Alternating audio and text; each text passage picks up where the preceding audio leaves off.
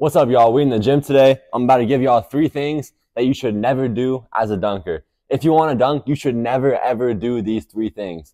And these are things that are going to help you out right away. And then on top of that, after I tell y'all the 3 things you should never do if you want to dunk, then I'm going to show y'all how to do the self-lob dunk and how to do like a self-bounce. Because self-bounce you can really use in a game. Like, I'm not saying you're going to do that because it's kind of risky, but to be able to do it and have that confidence and know it's in your bag, like that's what I want y'all to have. So I'm going to go over 3 things you shouldn't do, and I'm going to show y'all how to do the self-bounce and the self-lob, and also how to catch lobs. It's basically all the same thing. Jumping with the ball is one thing, and then jumping without the ball is just a lob. Whatever way you want to do it, it's still about either with the ball or catching a lob. So that's something y'all need to work on. I'm going to show y'all that today. We're about to get into it right now. If you're the kind of athlete who some days you have bounce and some days you don't, this is going to be really key to you. This is the first thing that you should never do if you want to be a dunker, if you want to be an athlete who can dunk, who can jump really high.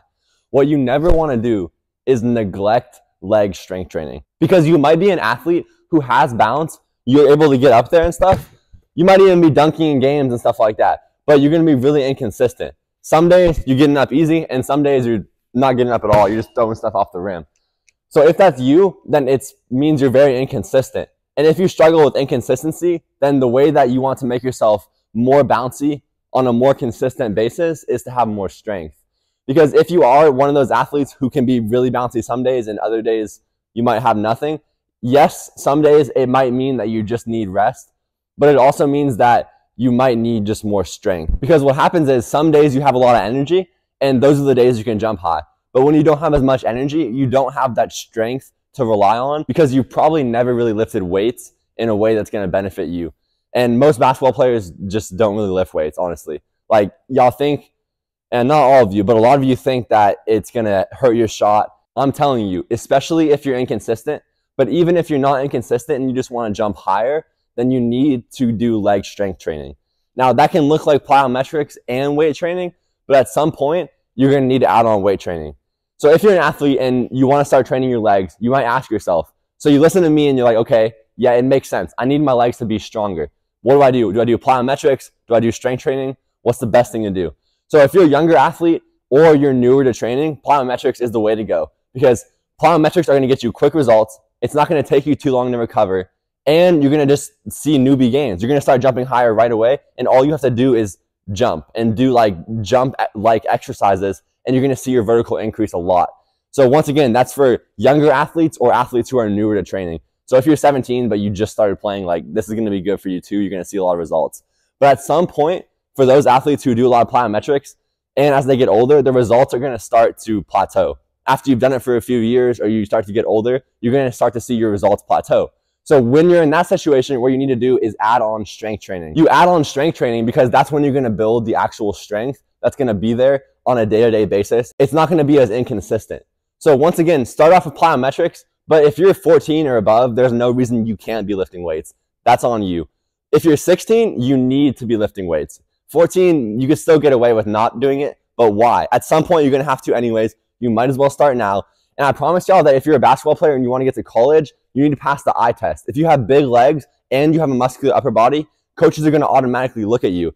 It's such a neglected thing in basketball because you see people who are skinny in the league still killing.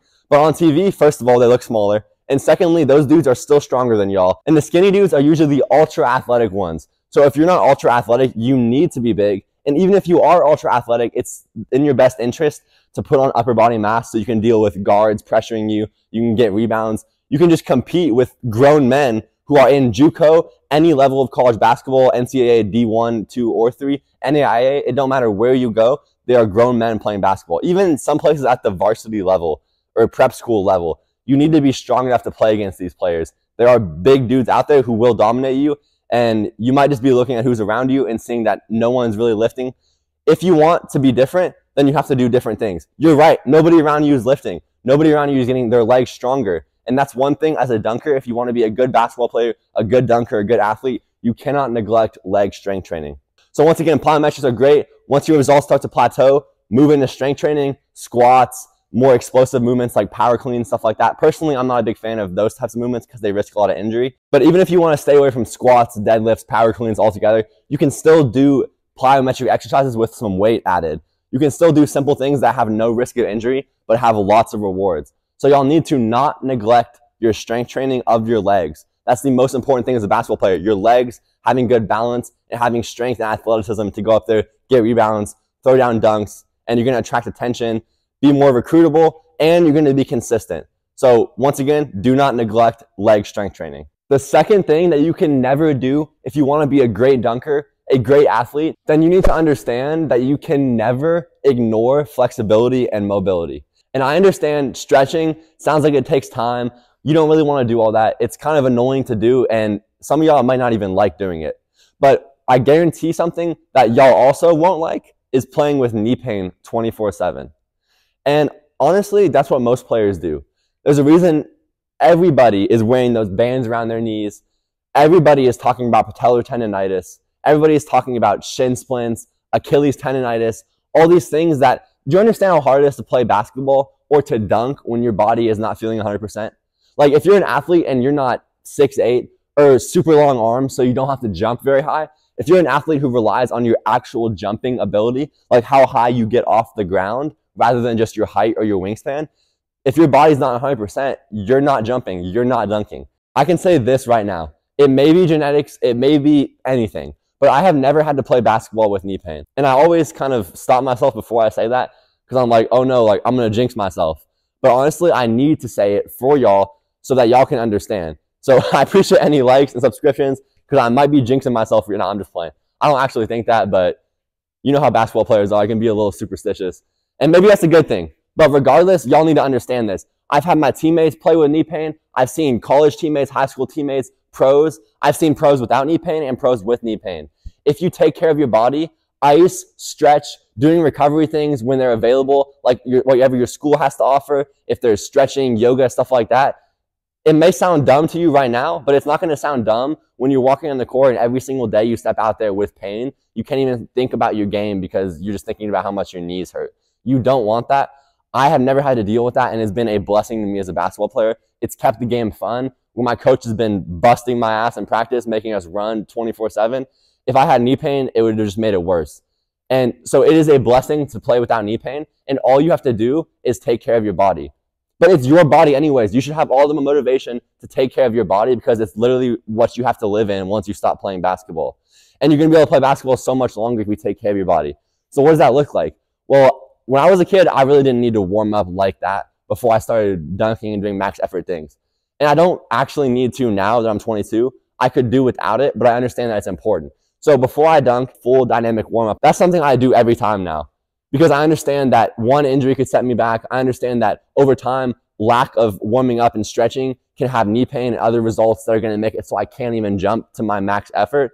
And so I understand that's important. So I always have a dynamic warm up, and I also do a static stretch basically every single day. I miss very few days, and most days I do it more than once. This is only like 10, 15 minutes of stretching. I just do it when I'm listening to a video, watching TV, watching highlights.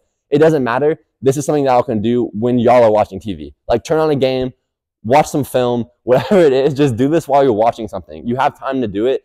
Just do it while you're doing something else because it doesn't really take much mental capacity. You just stretch. Flexibility and mobility is very important. But on a side note, if you do have knee pain, a very short explanation of exactly how to deal with that is you need to take a step back. Pain is a sign that it's time to take a step back because it's kind of like an overuse sign or that your body is not able to take care of the force that you're putting into it right now, whether that's a ton of time every day in the gym or whether that's just short amount of times where you're putting a lot of strain on your body. Either way, it's showing you through the pain that your body needs to take a step back. So you take a step back, you recover a little bit, you take care of your body, you stretch, and you build up. If it's your knee that's lacking, you build up the muscles around your knee. You take care of yourself so that you get to the solution of the problem rather than just focusing on the problem itself. You're just focusing on the knee pain, and so you take care of the knee pain, like ice it, and you don't do anything else to prevent that in the future. So it's just going to get worse as you get older, as you grow taller. If you don't take care of the problem, then it's just going to get worse. So you should focus on the solution, which is getting rid of the pain, targeting the pain directly by building up the muscles around it, building up your body, and just becoming stronger overall so that your body can take the force and everything you're putting onto it. So once again, that's the second thing you can never do as a great athlete. You cannot ignore flexibility and mobility. And before I go to the next point, the next thing you should never do, I need y'all to understand this visually. When you go to dunk, and I'll put something on the screen as well. When you go to dunk, this is the strain it's putting on your body. That's not a normal position. Like, that is a very strenuous position. And when you think about it, this is a 2-foot jumper right now. If you're a 2-foot jumper, literally watch yourself in slow motion, like going into it. Pretend this is slow motion. When you jump into your last 2 steps, or you fall into your last 2 steps into the penultimate, your ankle is literally going out like that. For most 2-foot jumpers, it's going out at an angle, and it's putting all that pressure as you come in to go up. It's putting it all on like your knees. Literally, your knees are over your toes, which is one thing they tell you not to do on squats, for example. But your ankles are all bent in all types of weird ways. On top of that, when you land from a dunk, you go up there, so you put all that pressure on your legs, and then there's even more force. You dunk it, even more force coming down, and most of the time you land in like with one leg out here. Or if you're in an actual game and there's contact, you could be landing on your side, any type of thing. Look at the way you land. Like, you're putting your body at so much risk by doing the thing that you want to do, dunking. So you need to at least take care of the stretching, the flexibility, and mobility. If you take care of that, you're going to give yourself a much better chance at not having knee pain, not having any of those negative things that you don't want to deal with. If these first 2 tips were helpful, I appreciate y'all liking and subscribing. It helps me out. I'm just starting my channel. I'm going to be consistent, at least 2 videos a week, guaranteed. I'm not going to stop. This is what I'm doing. So expect those videos to be posted. It's going to be a lot of free, helpful stuff for y'all, for people who want to dunk, people who want to become great basketball players or athletes. So we're about to get into the 3rd tip. This is something you should never do. The 3rd thing you should never do if you want to be a great athlete is neglect your jump technique. This is the most important thing in dunking. It has nothing to do with strength training, plyometrics, with the ball you're dunking with the floor. It is only about your jump technique. When all else is going wrong, focus on your jump technique. If you're nowhere near dunking, you're not growing like you thought you would, you don't think you're ever going to be able to dunk like you've always dreamed, focus on your jump technique. It's something that you can control. You can't control your height. You can't control how fast your bounce goes up. What you can control is your jump technique. You can perfect it. And I guarantee you that if you perfect your jump technique, you will dunk. You will do the dunks that you never even dreamed you could do. I promise you. Most people give up before they ever get to a point where they're confident in it. You can get to a point where you feel confident that you can dunk on the basketball court because of your jump technique. So once again, there's 4 jump plants. There's off your left foot, there's off your right foot, left, right, off 2, and then there's right, left, also off 2. Those are the 4 plants. You're one of those. I've talked about this before, but really quickly, the best way to become better at jump technique and start to master your jump technique is to find a pro dunker who jumps the same way as you, who has the same dominant plant as you. Your dominant plant's going to be obvious to you because it's going to be the way that you jump most naturally and the easiest and the highest. So you're going to find a pro dunker who jumps the same way as you, the way that you jump the easiest, and then you're going to compare yourself on video to the pro dunker. And you're just going to slowly tweak your form, and over time, if you focus on that, it's kind of like film in basketball, which also most players neglect. I've done the same thing, but it can really help you. Your jump technique, by watching it, the film of it, you can increase it and jump higher right away. So I would encourage y'all to do that. Also, this is a very important thing. You can work on your jump technique using this drill. This is a drill I want to give y'all right now. This is a free tip that y'all can use right away, because especially if you're a 2-foot jumper, this is good for 1 foot too, but if you're a 2-foot jumper, you can stand this far away from the basket and you can work on your jump technique, the most important part of your jump technique, the penultimate, the last 2 steps. So if I'm right here, let's say I'm running into it. I'm just standing here right now, but if I was running into it, it would be the same. This is the penultimate. Those last 2 steps. See that? So I'm not really jumping into it, but if I was coming full speed, I would come in. Once again, this is the penultimate. Those 2 steps right there. If I was a 1-foot jumper, it would be these steps. Standing here, if I was running in, it'd be the same thing. 1, 2. It's the penultimate steps where you transfer all that energy that you got on the run up upwards. So all the momentum and energy that you're building from going from slow to fast into your jump, right? Walk out through it. I'm going from slow to fast. So I'm starting off, maybe take a dribble, whatever, so you don't travel. I'm going to come into it from slow to fast. I'm going to stay low with my chest up, staying high enough so that I'm focused on getting up rather than going forward. So once again, slow to fast, chest up, staying low. Last 2 steps are going to be the fastest. I'm going from slow to fast. The fastest and the most explosive are the last 2. So right here, up, dunk, and then full arm swing. This is my dominant jump plant. So yours will look slightly differently, but it's basically the same idea. From slow to fast, you want to stay with your chest high, although it does change exactly depending on your exact jump technique. This is more or less the thing you're going to want to follow if you want to jump higher. So you can work on that by just practicing the last 2 steps, right? This is literally a drill you could do. If you're 1 foot, it could be like this. The rim just shocked me. And if you're 2 foot, it could come the other way as well, but for me, I'm left-right. I would just work on it like this. Because you want to have a long stride, a long explosive, and fast penultimate. So where you're going from forward, and then all of it goes up. So you can work on it, you're 2 foot like this. That's basically a dunk. So once again, you cannot neglect your leg strength training. You cannot neglect flexibility and mobility. And you also cannot neglect your jump technique. But I guarantee you that if you do focus on these 3 things and you don't neglect them, that you will be a great athlete and you will be able to dunk and you will be a great dunker if you keep going. The key is to keep going. You're going to have days where you have bad days and you're going to have good days. It doesn't matter as long as you're progressing. Expect those days to come so that you're not surprised when they happen. You know they're going to happen. Don't be surprised. Just continue along with your course of action, your plan, what you believe in, what you've been planning on doing. Keep along with that. Don't worry about if you have a slightly less high jumping day, if you have a worse shooting day, if you have a worse game. It does not matter. Just keep along with what you've been planning for yourself and work hard in the process. Don't be lazy about it. Don't shortcut things. And that goes with these things that you should not neglect. So once again, focus on these 3 things. And before I go, I want to give you all another free tip. This is catching lobs. Self-lob, self-bounce, catching a lob in a game. It's all the same. So you need to understand how to do it. So the reason I want to talk about lobs is because it has to do a lot with jump technique and timing. If you want to catch lobs in a game, you have to be on your timing. If you want to be able to do a self-lob or a self-bounce dunk, you need to be able to time it. That's literally the most important thing. Because for most people, it's not that they can't actually jump.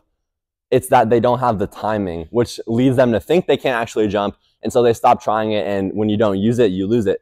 So I want y'all to have this mentality of, first of all, trying it and working on the timing and getting the timing and technique better. If you do that, I literally never thought I would be able to catch lobs. I can catch lobs now because, and I've caught in lobs in big games because I believed I could do it. If I had given up when I had embarrassed myself a few times, I wouldn't be able to catch lobs. You have to deal with a few months, a few years of missing a lot. Honestly, you have to be willing to do that. And then eventually you're going to get to a point where it's easy for you. Anyone who's good at anything understands that missing is a key part of it. One more thing on the self lob, it's the timing of it. So when you throw it, you kind of pause for a second and then you go.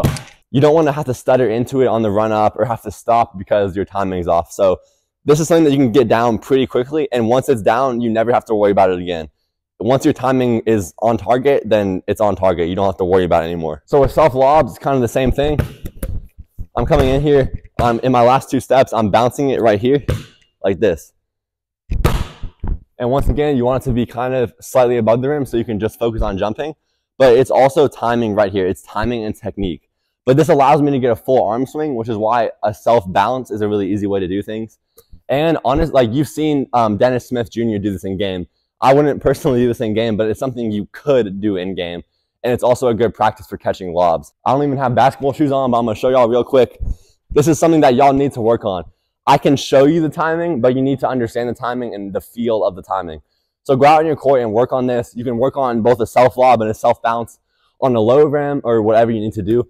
Just work on it so you have this down. So this is what it would look like.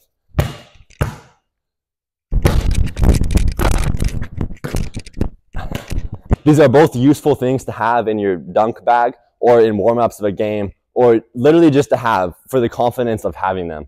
So y'all want to make sure y'all can do this, and it also relates to catching lobs. So the last really important tip that I want to give to y'all before y'all go, and once again, I appreciate y'all liking and subscribing. Comment if you have any questions or any thoughts that you want to share. But this is the most important thing before I let y'all go is timing. On the lob, it's literally about timing. So let's say my teammate's dribbling and coming in on this side. I'm going in to catch the lob on this side. If I see where he's at, and this comes with practice and experience, but if I see that he's at, then I'm going to be able to slow up or speed up depending on where he is. So if he's behind me, I might be running and he sees me. He might already see me. He probably does. And I'm running, but I'm going to slow up right here, or coming in transition. I'm going to slow up wherever I am because I know the timing, and I'm going to slow up. So he's coming in, I slow up, and then when I see him getting ready to start throwing it, that's when I start going into the last part of it where I speed up. So I see him start to throw it, and then I speed up. And then my technique, once again, 1, 2, last 2 steps are the most important. That's why I wanted y'all to do this drill, going into it like this. Because I want y'all to see that as long as you have those 2 steps, you're still going to be able to get up there 80, 90% of what you would do on a max jump, maybe 70%.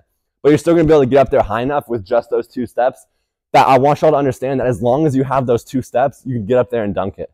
That's a good confidence to have. It is a good skill to have, and it works very well with lobs. Once again, maybe he's ahead of me, so I'm going to run and then I'm going to speed up, and then I'm going to slow up right at the end, and then as he throws it, then I can jump. And as long as I have my last 2 steps, then I'm probably going to have a good chance of catching the lob and throwing it down. So I hope this video was helpful for y'all. Once again, comment your questions. If you want me to make another video about something else, comment it below and I will make that video. I'm trying to put out a lot of free content. I'm going to be very consistent with it, so be on the lookout for that. I appreciate y'all's support. DM me on Instagram if y'all need anything. Check out my $1 trial in the bio. It's the first link in the bio.